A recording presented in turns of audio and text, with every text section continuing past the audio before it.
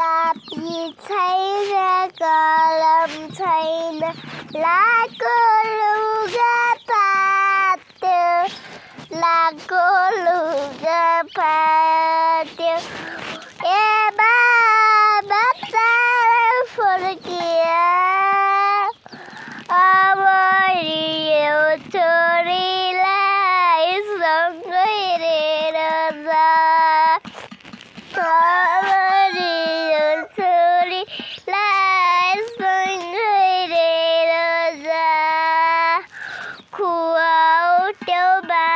तिमीले भन्दैको खाएको